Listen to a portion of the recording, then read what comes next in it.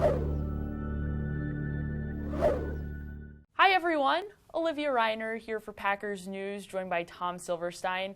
And today we're talking about your most recent column regarding the Packers' power structure. How did you decide to look into this in the first place? Well, it kind of intrigued me because there's been some changes over the last year and a half. And I decided, had been hearing things from people about how concerns about how this structure might work, about the personalities within the organization.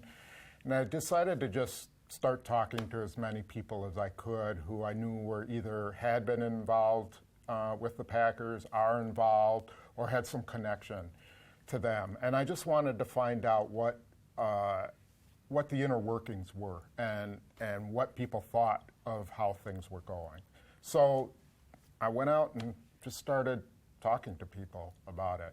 Were you surprised by anything that you found? Yeah, I was. Now, I've been a skeptic of their new power structure, which, previously they'd had a general manager or president, then the general manager, and everybody in the football operation reported to the general manager.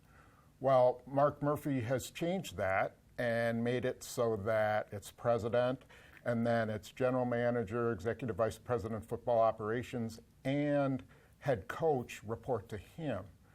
And so that's different than, for 25 years, the Packers used that other structure, and they had unprecedented success. And now they've switched. And so I thought, I've been critical of it, but I needed to find out what other people thought. And what I came up with was a little bit of what I suspected, was that there's not enough definition, that certain people have more power than others, or more influence or more authority, and that it's going to be, in order for them to make this work, everybody's got to really fall in line, mesh together. So Ted Thompson just recently released a statement through the Packers saying that he's had an illness for a little while now. How could that have impacted sort of the power dynamics that were going on in the Packers front office? That's a great question, because I think what happened was, this had been going on for, at least one source told me, since 2014. It wasn't dramatic, but it was gradual that Thompson's work capacity was dropping, the number of hours he could work. He was a workaholic, and he wanted to be involved in everything. Every decision he was involved in. And as time wore on and the disease got worse, or the illness, he was not able to address all the things. Things were moving too slow.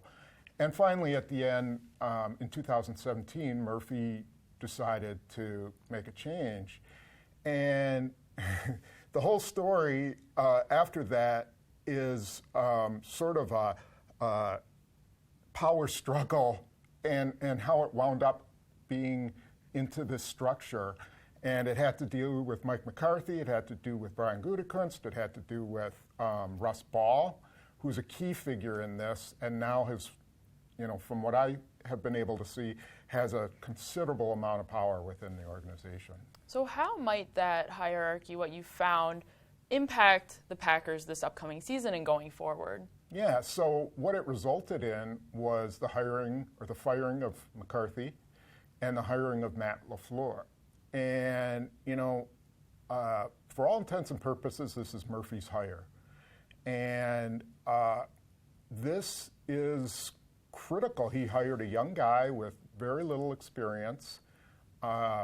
He was very impressed with the interview, but they got to win. I mean, this is 2 straight losing years. They haven't lost 3 years in a row, 3 consecutive years since 86 through 88. That's a long time. And the fans will have torches at the gate if they lose another season. So there's a lot of pressure on them to succeed this year. All right, guys. Well, make sure to check out Tom's column over on PackersNews.com. You can learn a lot more over there.